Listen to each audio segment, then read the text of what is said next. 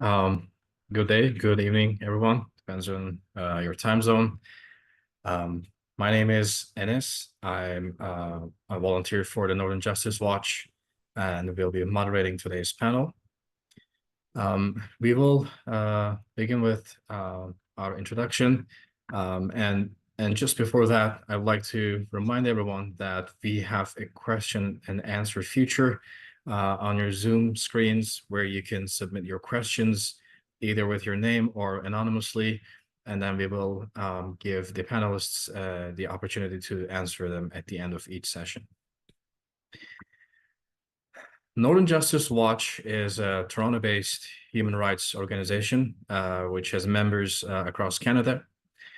And it focuses on a number of special human rights situations around the world. And one of them is the Hazara Genocide. Now, we understand that the Hazara Genocide may not be getting the media attention that it deserves. So we would like to give people around the world more opportunities to engage with professionals and survivors of these atrocities. And this panel event is the first one of our panel series. We wanted to start with the Hazara Genocide. And I would like to thank our guests once again for accepting our invitation. The Hazara Genocide, briefly, and we will get into to it much in much more detail.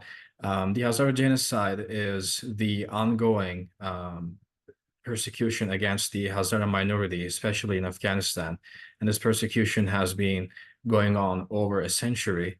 One of the first important, the greatest tragedies was the massacre in the late 19th century. And ever since, the Hazara minority has been denied their rights, fundamental human rights, and the equality that they deserve. And this has been going on regardless of the government in Afghanistan. And right now, as you know, since the Taliban is in the government in Afghanistan, the Hazara minority continues to suffer from this persecution. So we will ask our panelists to expand on the history and the current situation, the consequences of this ongoing genocide, and how we can help the survivors. Our guests, we have three guests here today. I would like to start with Dr. Tahir Shahran. Dr. Tahir Shahran holds a PhD in atomic molecular physics and was awarded the Kerry Foster Prize for outstanding research. He has worked as a Director General of the Afghanistan Atomic Energy Commission from 2018 to 2021 and is now a visiting scholar at the University of Toronto. He has professional and academic experience in Spain, France, Germany, Afghanistan, and Canada. He has been involved in Northern Justice Watch's initiatives and is continuing to contribute to our work. So we'd like to thank Dr. Shahran for being with us today. Our second guest is Dr. Rahila Kavir. Dr. Rahila Kavir is a women's rights advocate and a defender. She's a graduate in public policy from Georgetown University. In addition, she obtained an MPH from Public Health Institute of Tropical Medicine in Belgium and an MD from Kabul Medical University. She has worked as a medical doctor and health specialist with international organizations, including UNICEF and the World Health Organization in Afghanistan. Altogether, Dr. Rahila Kavir has worked voluntarily for women's and community empowerment for almost 3 decades. She was the chairwoman of the World Hazara Council, with her term coming to completion in May 2024. The Hazara Genocide was one of 3 priorities of the World Hazara Council as an international association working for Hazara rights.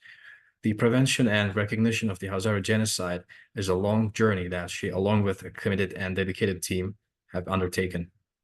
They seek to amplify the voices of its victims and have initiated the process of justice by invoking the attention of international legal institutions.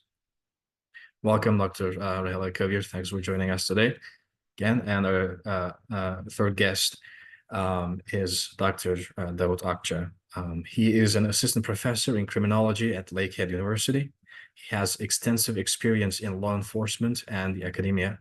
His career beginning in 2008 when he graduated from the Turkish Police Academy, where he served as a deputy inspector and inspector for the Turkish police for 5 years.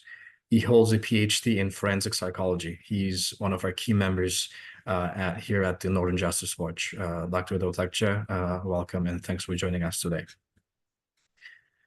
I would like to open the first session with Dr. Sharan. And just to give us a brief outline, I will explain how this panel will go, the schedule. Before that, I would like to extend our special gratitude to the Hazara Women Organization and the Hazara Committee. These two organizations have helped tremendously to the organization of this event, so I'd like to recognize them, their involvement. We will have our session one. We will start with the background of the Hazara Genocide, and we will ask Dr. Sharan to tell us, and some of us might not know much about the Hazara Genocide, so we'll ask Dr. Sharan to explain to us the history and the background of the Hazara Genocide.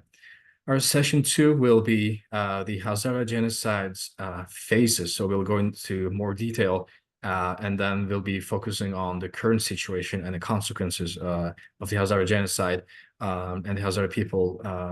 We will explain it as a silent genocide.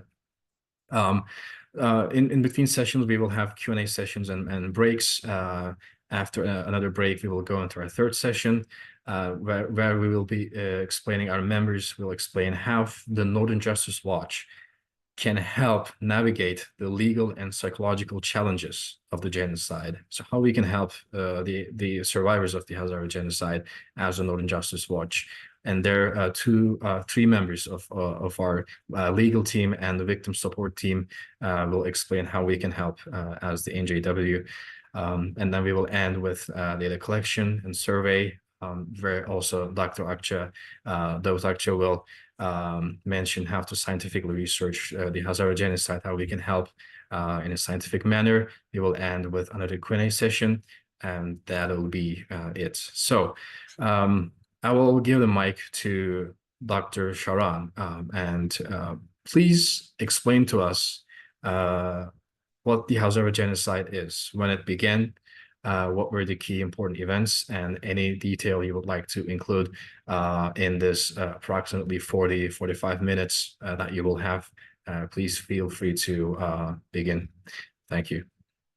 Thank you very much, Anis, for your nice introduction. And I want to say hello to everyone who's joined us online. And at the same time, I'm really thankful to Northern Alliance Justice, who's doing incredible work, in particular over the last 1.5 years since I started knowing this organization, and we kind of our community in Canada, we're closely working with this organization. And we are so happy that you are actually organizing this event, and you had many other events in the past. In particular, last year it was a very wonderful and insightful conference at the University of Toronto, which was very great. There are many influence and then activists across the globe from different community came there to actually unite and raise their issue and work towards a more awareness, public awareness, and lobbying for the justice. I tried to I prepared a presentation, but somehow because I'm traveling, and then at the last minute, I don't know what did happen. I just kind of messed up with my passcode to access my computer. Otherwise, I could share my screen. I just thought it would be better to have a PowerPoint presentation that audience can actually know a bit better, but unfortunately that is not possible.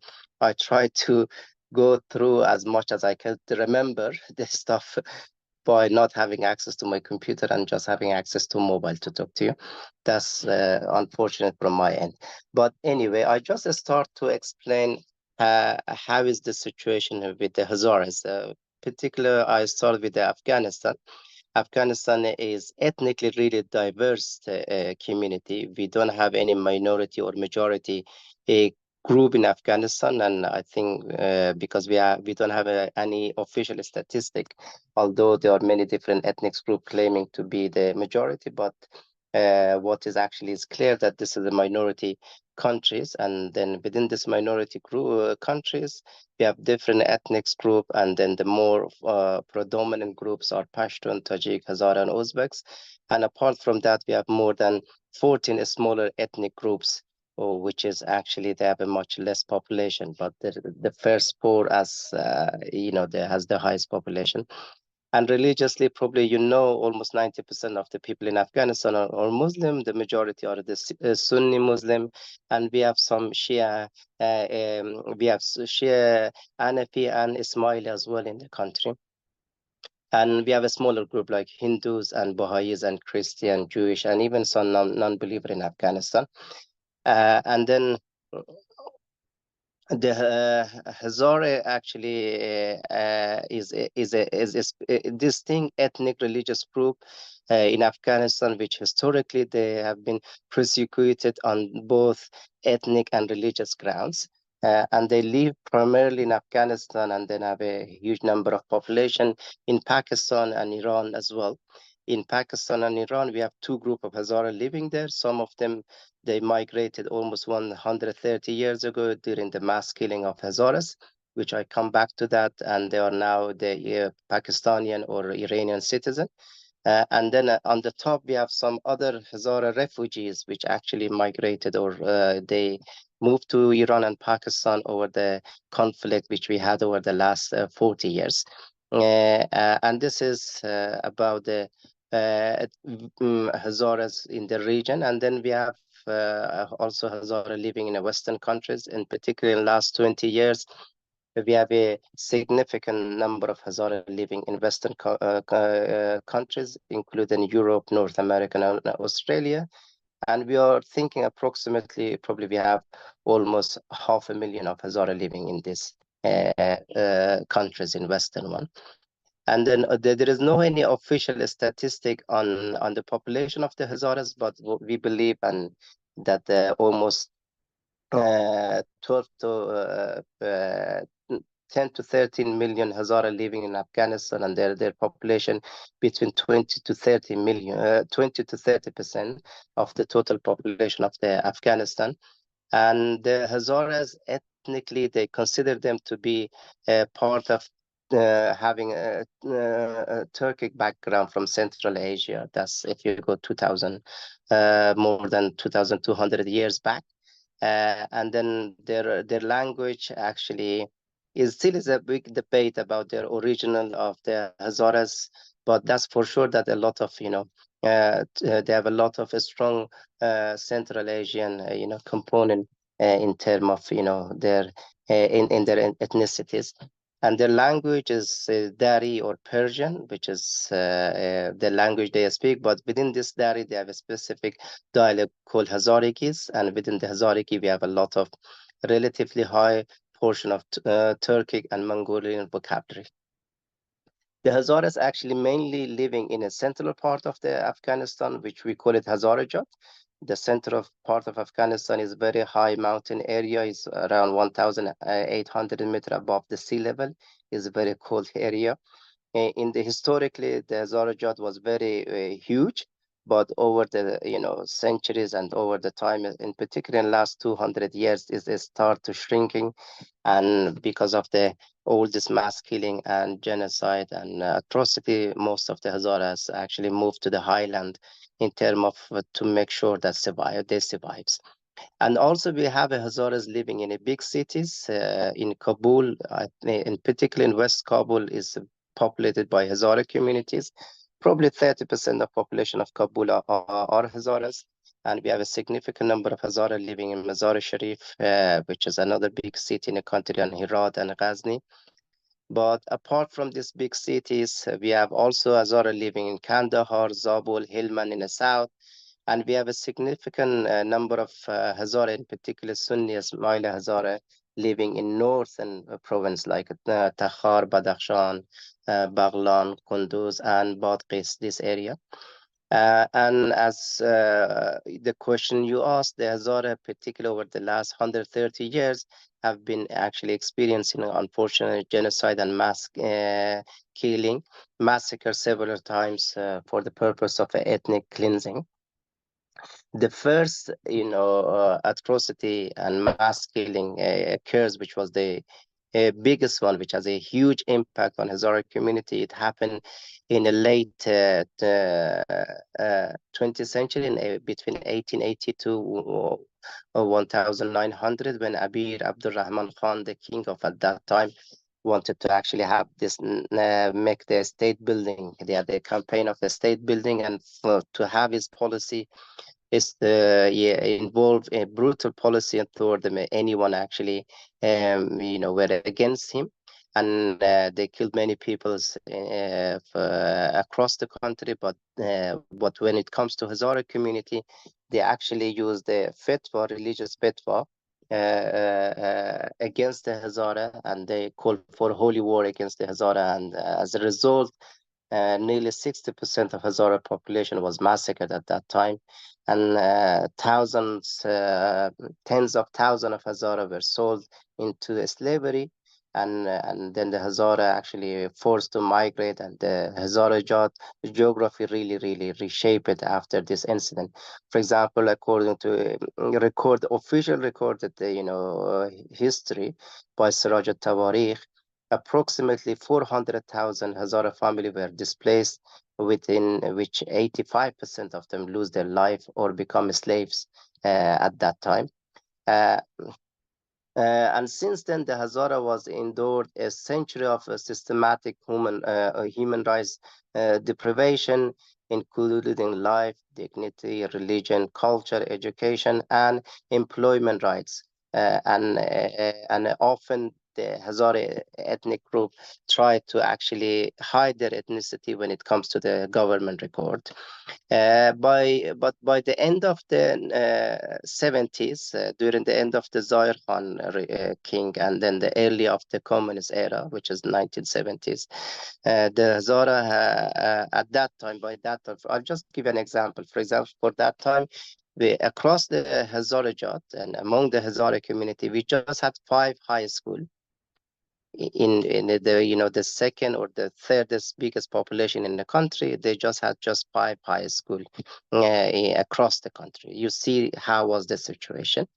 And then a small number of Hazara were attending university, or they were prohibited from military schools and so on. And I'll give you another example. For example, in 1965, in Nawar district, which has got population of 120,000, in that region, we had just had only one school up to grade 3. And now you just expand this one to the total population and see, it wasn't just about, massacre of Hazara in terms of losing life and become a slave, but their dignity, education system, and everything just kind of collapsed. They were not having any kind of right in that sense. That was the situation of Hazara after this, massacre of Amir Abdurrahman. But in 1978, with the coup, the situation actually changed a bit in favor of the Hazaras. And the Hazaras start to have more political freedom, and then they have more political engagement and kind of legal recognition when the coup happened and this left-wing government came to the power. At that time, in a government, we had like Sultan Ali Keshman was the prime minister for almost 8-10 years. We had Abdul Karim Misa. There was a really prominent, they had a prominent government positions, and then they had influential political, say in that government. And because of that situation, then we had to start having more men actually getting in a military and armed forces, and then the urban Hazara had improved educational urban Hazara had improved education opportunities generally.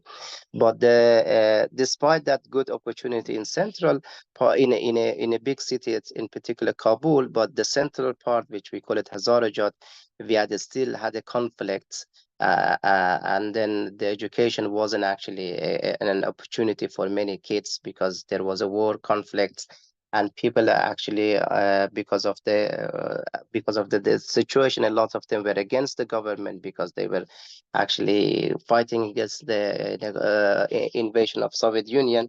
In that region was like different. The education wasn't is as active as a urban area.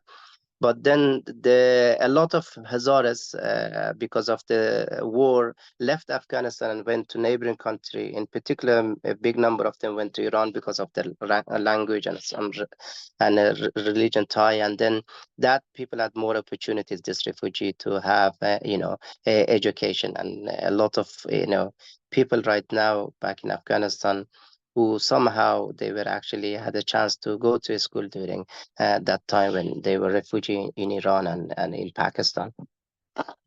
But in 1919, when the Soviet left, then probably people know the civil war started in Afghanistan, and was the era that Hazara started to having a really difficult time. In particular, the government who was in charge in Kabul, in charge of the Mujahideen, they tried to actually again not give any rights to Hazaras.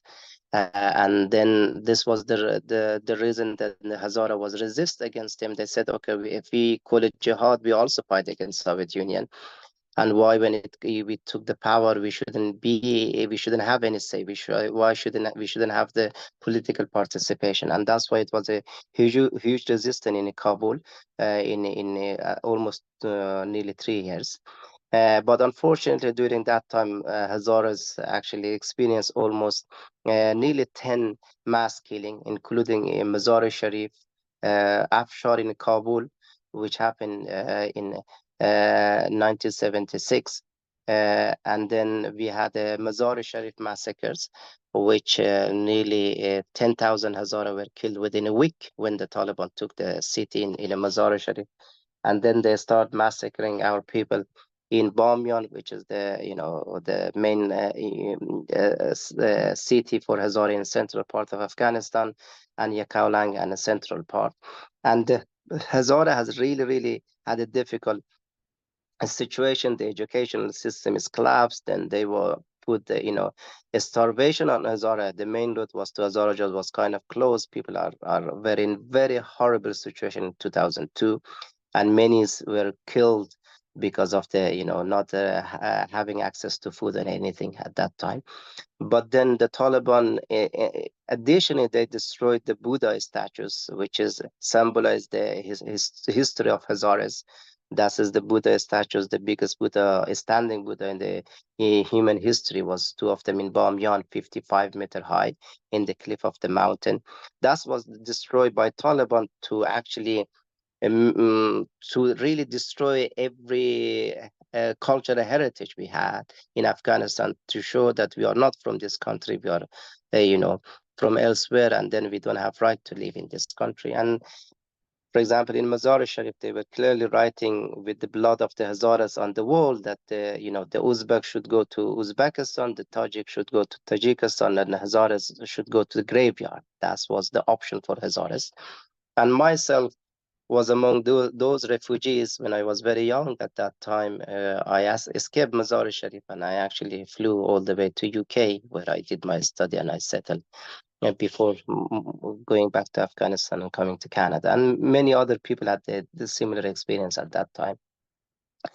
And then after the international intervention in 2001, the thing really changed in Afghanistan, and the key feature for the new Afghan constitution was one of the thing which we can actually mention is that through the constitution, all the Afghans actually had the same rights, and the ethnicity diversity was kind of acknowledged in our constitutions after 2001. And then from the first time, but for the first time, the Shia Jafari law was recognized alongside the Hanafi law to be actually practiced in the country. And at that time, even more, like women rights really significantly improved. For example, 30% of the parliamentary seats allocated to the woman, and even a seat was actually allocated to Hindu Sikh community. But despite all this positive, still we had a very primary shortcoming in constitutions and the previous government. For example, one of the big problem was generalization of the power. Centralization of power. The power was very centralized in Kabul, and people elsewhere they didn't have that much to say in terms of making decision for their future and the way their province and area should run, and also oversight in the constitution implementation and in interpretation. That's what we had a huge problem when it comes the implementation of this constitution. Everything was very nice on the paper, but when it comes to the implementation, then it was like based on your ethnicity and so on. Everyone has treated differently. That's the people who had the power. They could actually interpreted as the way they wanted, and they were implemented according to their interest, not the way the constitution actually defined the rights of every individual. But despite all this difficult situation, but for the Hazara, actually it was the first ethnic group. When the international community came in Afghanistan, they surrendered their weapons, and then they actually support peace process in Afghanistan. And during the last 20 years, when international community were in Afghanistan, even a single foreigner were not killed in the region where the Hazara were lived. And they were really, supporting democracy and the process, and they were thinking through the human rights and the individual rights. We can actually, every individual Afghan can have a better future, and we can actually live peacefully together, and at the same time we can contribute for the building a better Afghanistan. And then at the same time, the Hazara, as you know, during the previous government, still Afghanistan was opium, production countries, but the Hazara remained really poppy-free area, even despite the people very poor, but there was not any poppy production growing in an area that Hazara were living. And their area was quite stable, but unfortunately, since 2008, but many main roads across the country become so dangerous for Hazaras. We were not, for example, were safe to travel from Kabul to go to other cities, because on the road, the Taliban checkpoints or any other terrorist group, they were actually stopping the car, and then they just, taking in particular the Hazara out, and they were like kidnapping them, killing them, persecuting them. That was one of the main challenge. But the Hazara woman actually achieved the notable freedom during that time, and then had a very prominent role in a society. For example, the first female minister in 2021, the interim government was from our community. The first female governor in history of Afghanistan, and even the first female mayor in history of Afghanistan, is from the Hazara community, because this was for the Hazara at that time, the view on a woman was very different and open, and then they were thinking that, okay, the woman has the same right as man, and they have to be involved in in a society and in a decision making, and that's why they had a better chance, the woman. And in terms of participation in election, I think the Hazara probably had the highest number of people attending to the different presidential, parliamentary election, and they were really practicing this democracy, and opportunity they had to practice the democracy. And even the religious leader and tribal leaders and elders, they were supporting the idea. I actually give you an example. For example, I met a family, very poor family, in a central part of Afghanistan. In this village, he had like 1 or 2 cows, and just he sold one of his cows to send his daughter to Kabul to study. That's what all he had. but then they wanted to actually his daughter study, and he wanted to she can change her future. And that was the general kind of spirit among the community across the region. Then, of course, generally it was a big improvement in Afghanistan education. For example, in 2001, we had almost 1 million people going to university, but by 2018, we had 10 million people are going to university. And then the girl, for example, in a primary school, the number of girls in primary school is rising from almost 0 to 2.5 million in 2018. You see, it was significant improvement in across the country, but Hazara also are benefiting. And then because of their historical persecution, they were taking this opportunity very seriously, and they're trying to actually change their life through their education.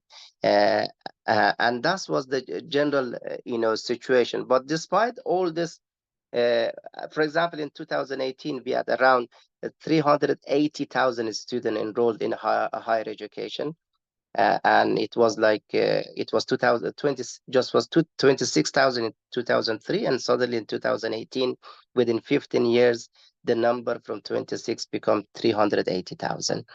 And then even the number of people went for a study abroad was around in 2018, it was around 30,000 people, which is a huge number of people going.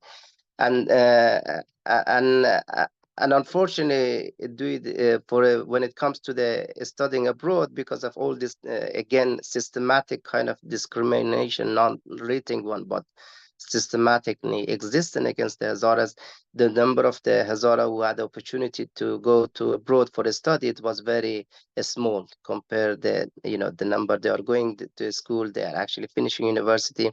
The number who have the chance to go for a study abroad and use the scholarship, it was very small.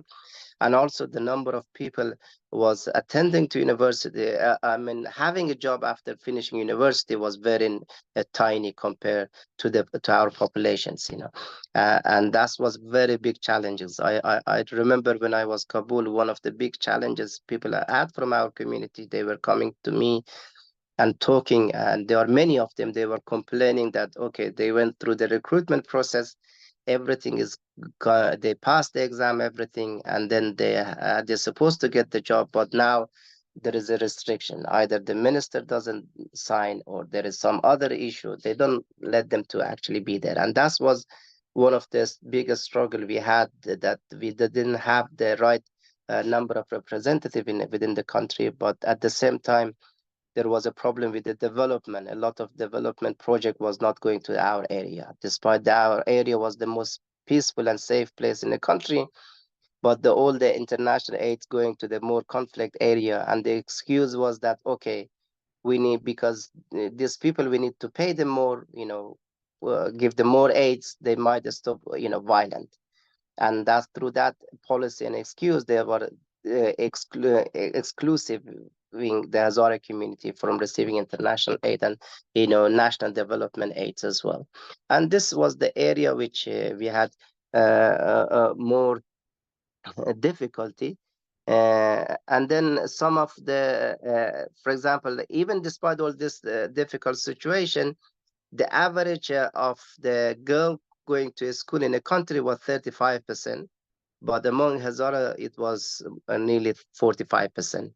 We had 43%, for example, in Bamyan, and another 44% was Daikund, in the two provinces which mainly dominated by Hazaras. And many Hazara who actually had a difficulty to get to the government university, because there was, again, anything related to government, there was a barrier. They were, finishing university with good degree and everything, but to be a academic member, then it was very challenging. They had almost impossible. It was impossible for many of them. And then a lot of Hazara, they decided, okay, let's open their own private universities. Although there were many private universities across the country, I think we had almost, if I do recall correctly, 100 private universities in Afghanistan running. But then Hazara also had relatively a few private university running by themselves. And then we have a significant number of the Hazara females took part in the military and police. Probably the highest number of women in the military and police was from this community. But unfortunately, after evacuation, these were the most people who were actually left vulnerable, and no international community or anyone actually pay attention. And many of them were, captured by Taliban, prosecuted, and some of them actually need to flee the country, and we don't know where they are. And also Hazara was very active in various sports. For example, Ruhollah Nikpa was the first person in the history of Afghanistan to, win a medal in Olympic in Taekwondo. He was from our community. And then the Bamyan was the hub for skiing, hosting numerous national and international competition in ski, girls ski, boys ski, and other activities, which we didn't have in the other part of the country. Even in music, the same thing. And at the same time, Hazaras had a very huge participation in the human rights and civil rights. In particular, we had probably in the history of Afghanistan, there were two biggest demonstrations, which nearly hundreds of thousands of people gathered. That was Jumbesh Ravshanai and Tabassum. That was organized by Hazara community, and unfortunately, on a Jumbish Tabassum, the first demonstration went very peacefully, but the second one was people were attacked by suicide, and many of young people, more than 100, were killed, well educated. Most of them had a master's degree, and so, and that was they wanted to limit the civil right, activities of the Hazara communities, and that was, the answer was through the suicide bombing at demonstration. But unfortunately, as I mentioned, even with all this positive achievement, the Hazara has faced a lot of, suicide attack and target killing. For example, between 2002 and 2022, within like 20 years, we had 294 attacks, in particular on our community, which results in more than 2,000 deaths and nearly 3,000 injured, people injured. And as I mentioned, through the governmental discrimination was very huge. For example, there was a national pipeline, electricity line supposed to go through the Hazarajat, and this German international organization, company in Germany, they recommended that is would be for benefit of the country, that this national, electric grid should go through the Hazarajat, but the government just actually diverted that, and as a result, as I mentioned, thousands of people across Afghanistan and elsewhere, they actually demonstrated, and but still nothing actually changed, and then the government went with the policy to not let that electricity grid go through the Hazarajat.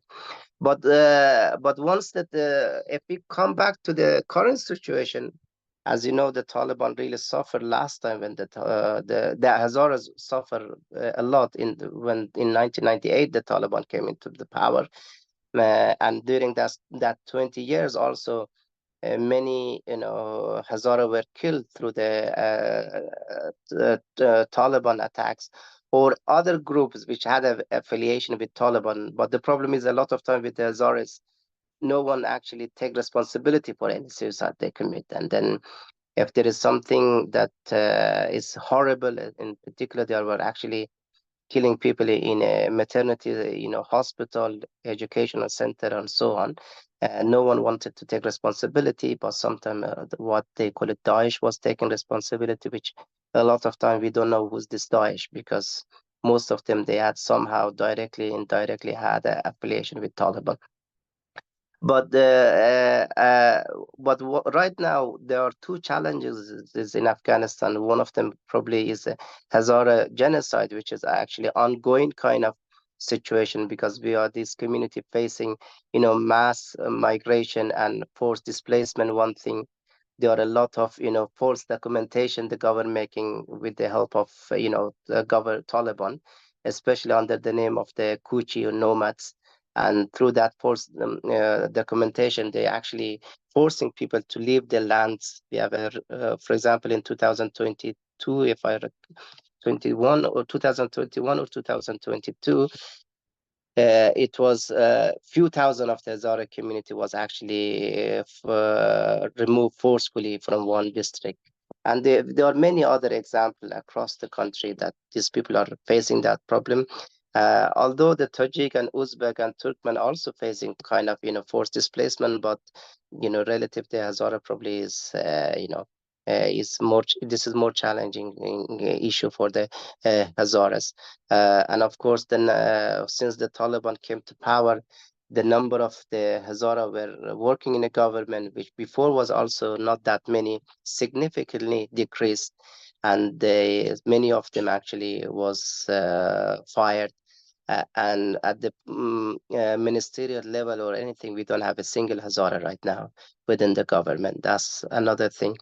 And then, like a year ago, they removed even all the judge, Hazara judge. Across the country, for example, we don't have even a single judge right now from our community. Everyone actually was removed by the Taliban. As I mentioned, although there's some area like Panjshir also had a horrible execution and violence by the Taliban against the civilian. They experienced that one. But this is the general situation which actually dismayed that the British, for example, Parliament had a study on Hazara. British Parliament did a study on Hazara in 2022, and then they just clearly mentioned that the Hazaras are in serious risk of genocide. Also, the International Genocide Watch actually said the Taliban has committed and is committing genocide against the Hazara. That's something which is ongoing process. And since the Taliban came into power, we have, although they are claiming everything is more peaceful right now, but we, in particular, our community had 11 attacks. And this attacks was in mosque, in our mosque, mainly in our educational center, in buses, and hundreds were killed. Just as I mentioned, is 11 was there. In January was just this. January was 2 of them within a month, and this is like current situation that our people are facing. There is, the system of education which Hazara, put a lot of effort over the last 20 years really collapsed. The Hazara women actually facing more, uh, oppression because of their ethnicities. For example, in January, hopefully Dr.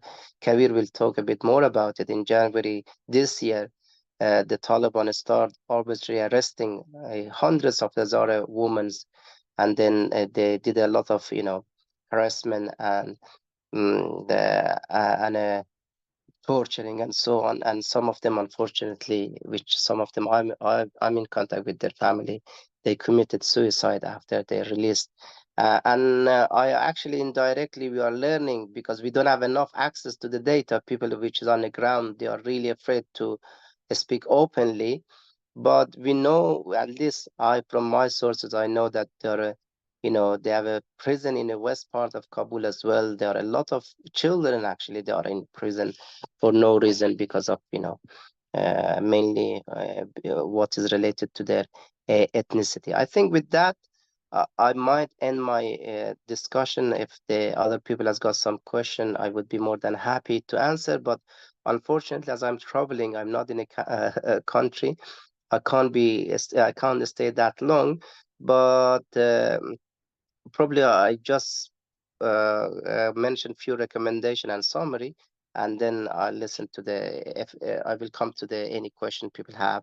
Um, this is one thing that considering the Taliban history, substantial change in possible, and we are thinking the atrocity is going to be ongoing process in Afghanistan, unfortunately, in particular against the vulnerable group like Hazaras.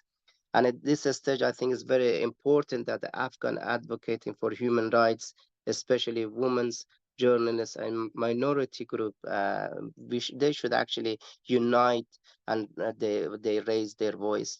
This is, I think, is very important. I know it's a difficult situation, but I think we shouldn't we lose hope. We should still fight and unite and work for, at least to raise the voice, and then do the public awareness, and let the world know what is going on in a country. And national and international effort are required or needed to expose the Taliban atrocity. And then I think it's very important that the international, we have to work toward the recognition of two issue in Afghanistan. Then I think this is woman apartheid and the ongoing Hazara genocide. Because but if not the world, they don't recognize this one, this is going to be ongoing, incident. It's going to go forever and ever. I think in 1998, when the Taliban committed genocide in Mazar-e Sharif against Hazara, if the international community were recognizing that incident, probably the Taliban never had a chance to come back to power and never had a chance to actually commit another crime, because we are not actually put them into the justice, and then there is not any national and international recognition. That's why they always thinking, okay, what they are doing, violent or anything, is okay. No one actually, paying any attention. Why we should care about it? And I think at some point in particular now it's very important. This is recognition of the genocide is going to help prevention of the genocide, and this is something is part of international law, and probably I'm not expert in this area, should put more effort and emphasis on that this is something should be done. And I think the organization like you and any other international organization who was working for human rights, it would be great, obligation or responsibility to actually works and help this community, that their genocide should be recognized at different level, nationally, internationally, wherever we are. That should be be recognized.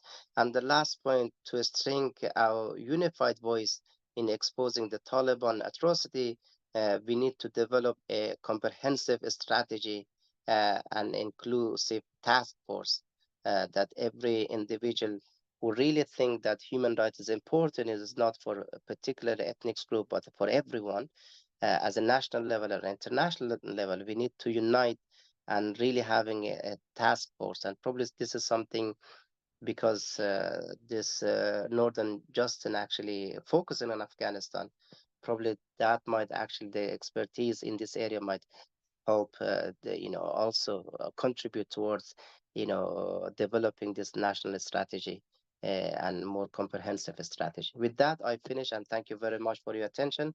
And sorry if my talk was very scattered, because as I mentioned, I couldn't have access to my original PowerPoint to go in more details. Yeah, no, Dr. Shawn, I think it was a great rundown of the Hazara genocide background. I think it was pretty helpful. It was not all over the place. I think it was pretty organized. So I appreciate the background, the history, and also your message for hope. I think it's very important as human rights activists. It's crucial that we don't lose the hope, because someone has to do this work.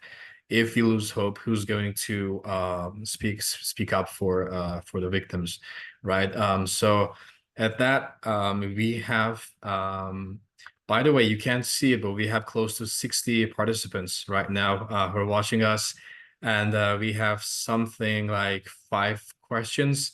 Now, this is a Q&A session, and I would like to remind everyone that you can either raise your hand or submit your questions on the Q&A feature, either with your name again or anonymously, and I will read your questions to Dr. Sharon, and we'll give him the opportunity to answer them. So we have, right now I have 3 questions.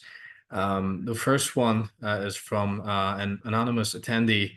I think you implicitly, kind of explained this, but the question is it true that the Hazaras are indigenous to Afghanistan? This is the first question. I think this is depends how we define in terms of how all these people were there. At least historically, and from the historical evidence, it shows that the Hazara have been living in this region for thousands of years. And of course, this is it was along the Silk Road, and this is in an area that we have many different kind of emperor and power and migration process happening in the Central Asia, as you know better. Then how the ethnic dynamic evolve over time, something is probably experts should knows better. We don't have a probably clear picture, but that's for sure the historical evidence like Buddha statues and many other historical event, in heritage, it shows that these people actually been living there for thousands of years. And now how you define indigenous people, because this definition of indigenous people, then I don't know, in terms of North American, and then it might have a different definition, but how we can define in that region, that's something I don't know, it's the expert myself. But in terms of how long they've been living, for sure they've been living for thousands of years there, and then many other people are actually probably settle along them. That's something is not, no one probably can reject that. Thank you. I think it was a good answer. Another anonymous question is that are there any formal or informal travel restrictions placed on the Hazara people, specifically living in Afghanistan, perhaps domestic or internationally? How is their movement restricted? This is very challenging issue. In particular, I was involved during the evacuation. We had a very, very difficult time because, as you know, Hazara in a physically from their face is can be recognized because they are more Central Asian, and then crossing border, it was very challenging. Still, it is a challenging, but at that time, even was much harder. And this is still we're having difficulties because this is a group that's such, that if there's some of the even individual ones, if they don't, like someone, they just, take some Hazara and then execute him, and then no one could ask why did you do that.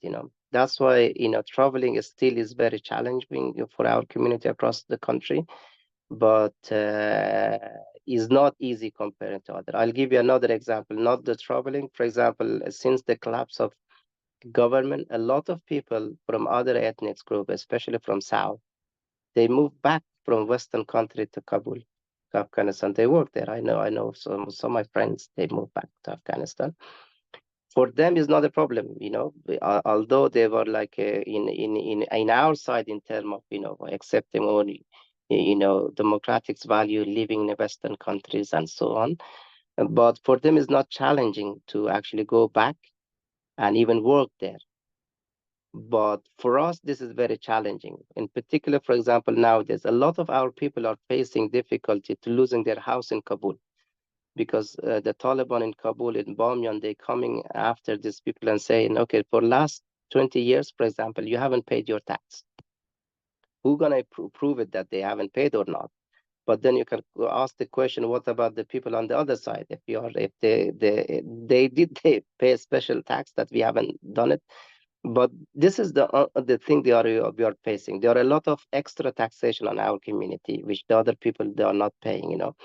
And as I mentioned, there are many lands are under dispute. Even we have a district land, entire district land in some area in Ghazni under in dispute, and then they are making documentation that okay, this land was actually our land during after Rahman Khan, the king, was giving to us. In last 30-40 years, you use this land, and now you have to pay us back. Keep the land is okay, but you have to pay more than that.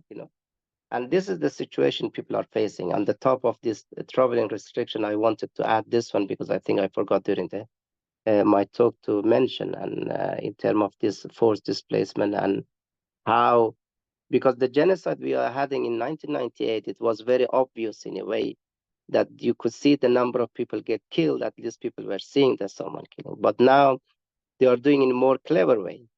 They are cutting any business opportunities. I'll give another example. There are 100 of MPs.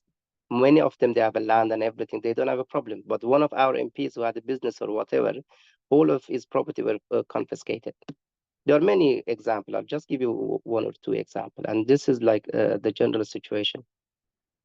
Okay, thank you, Dr. Sharon. Also like to remind everyone that you can still submit your questions either anonymously or with your name using the feature. We have two more questions here. This one's from Mr. Karimi. He says the other ethnic groups in Afghanistan do not fully acknowledge and recognize the genocide of the Hazaras in Afghanistan. How did their lack of recognition play a role in the peace process in Afghanistan? I think this is a very good question, but one of the problem in Afghanistan we are facing in terms of not nationally actually acknowledge and recognize all this genocide and mass killing is because people they're thinking if they recognize genocide against one ethnic groups, it means that there are other ethnic group, everyone are blamed or responsible for what did happen. But this is not true. When we recognition of genocide or acting of the crime is kind of individual or a group does it doesn't mean that anyone is belongs to that ethnic group. They are responsible for that.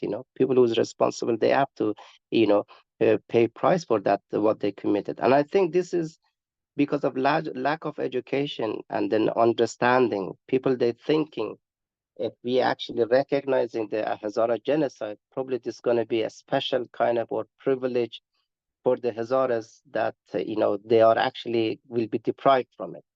But that is opposite. By recognition, this any kind of genocide, it is going to help in terms of preventing further atrocities. And then this is going to help to build a better country. For every Afghans, regardless of what kind of background they might have it. You remember what happened in Europe is everything is changed because they, in the first place, people are recognized that what really happened in the Second World War was wrong, and then based on that they try to make sure that anything similar wouldn't happen in the future. And I think this is something we are hoping, and this is also something we have to work hard that in not just international players should recognize the genocide of the Hazaras, but nationally the other ethnic group should actually come to that conclusion as humans, as a brother and sister, we are living together. If the suffering occurs in a certain area of the country, everyone should actually support that one and then feel solidarity.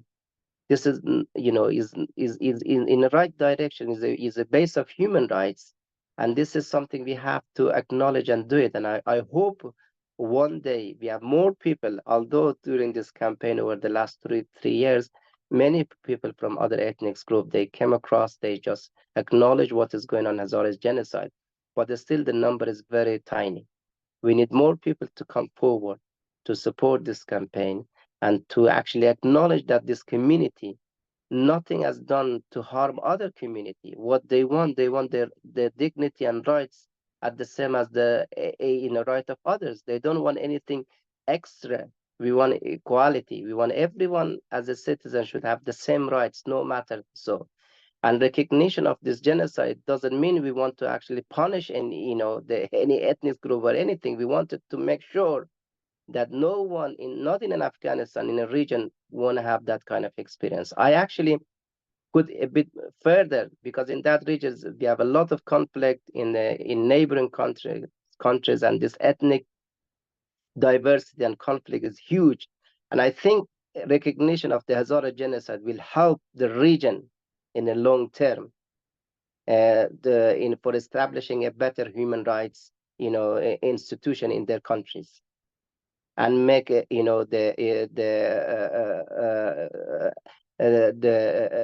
people who committed crime accountable for what they have done it. And then that's indirect in long term will prevent many violence and discrimination which people are facing in that region. It's not in Afghanistan. You look at the bigger picture in the region. Thank you. We have two more questions now. So one of them is from Sherifa Hunarvash. They say, "Hi, thanks for the great panel. Could you also please talk a little bit about the Muharram month, its importance to the Hazara people and the struggles they face to observe their holy month due to credible security and concerns and bombings of their mosques?" Yes, I think this is another issue. As I mentioned, the Hazaras religiously is diverse. We have a majority are Shia, then we have Ismaili, Sunni Hazaras. But for example, this year Taliban put a high restriction on religion practice, and then they didn't let the Hazara during the Muharram to practice their Muharram, and they put a restriction. They just actually, it wasn't like a pass. This is another thing, because we're respecting, no matter if you are believing in religion or not, or any sect, but is the right of every individual to actually, in a capacity, not make it violent and not disturbing any other one, to practice their religion as their personal matter, or their community matter. And I think this is other thing that this year, unfortunately, we had a strong restriction imposed by the Taliban in Kabul and across the country. Thank you, Dr. Shan. Right now we have two more questions.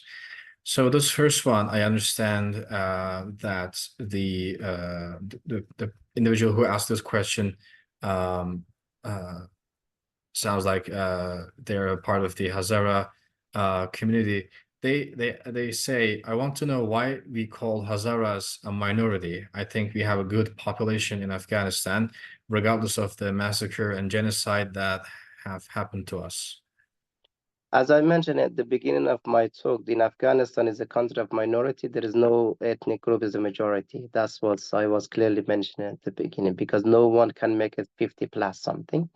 That's one thing. In terms of the Afghanistan, when it comes to minority, majority in those countries, to proving who's got the highest number or not, because everything kind of political share is based on ethnicity, then everyone tried to claim that we are,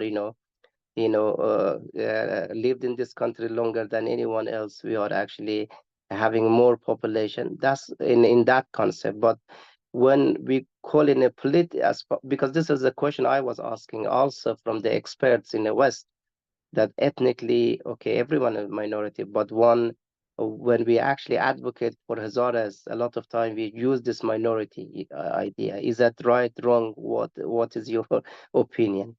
And the answer I was receiving from this expert that said, okay, with the context of Afghanistan is different, everyone is minority, but then in this context, by minority, it doesn't mean just population in Western concept. It just mean the people were marginalized, facing discrimination. They were treating different to the others. That's what we call a minority. Even the population might be very large, but in terms of, treatment, and they are actually treated as a minority. They are not receiving the same right as others. And that's the concept of minority in the Western point of view has got more meaning, rather than, putting in the other debate. But as I mentioned, I'm not expert in this area. People who are expert can actually, elaborate on that. But from my understanding as human rights activists who try to see how we can, pass our message across, this is the answer I get from a lot of experts, and my opinion in Afghanistan, and not just my opinion, many one has got this opinion that Afghanistan is a country of minority. Everyone is minority.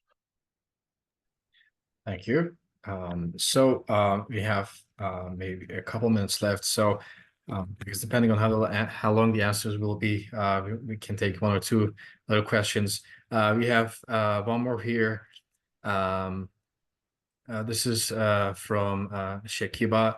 They ask, what does the future look like for the Hazaras in the next decade in Afghanistan? What the Hazaras outside the country and the international people do to help change the situation, change the things? I think it's a very difficult question to answer. My understanding from the, politically, everything at the moment on Afghanistan is on hold. We are not actually see very rapid change, at least I cannot see it very soon. But at the same time, we shouldn't lose hope.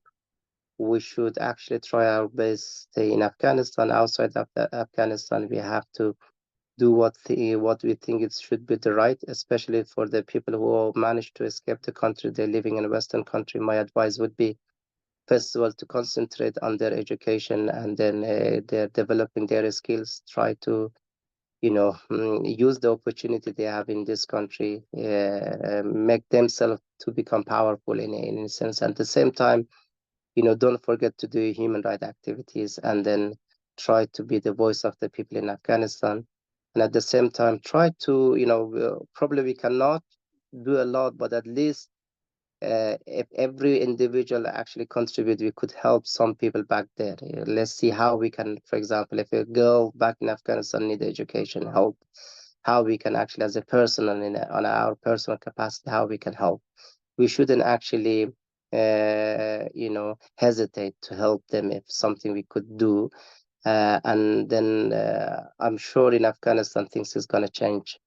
It's not going to stay as it is. And then, but it's very important to not lose hope. And every individual of us working and is still not, forgetting to be united. We have to work together, try to find people who have a similar, kind of idea as us and want to actually work toward the human rights. Try to actually mobilize ourselves globally. That might help the situation. Great. Dr. Sharon, thank you very much for answering the audience's questions.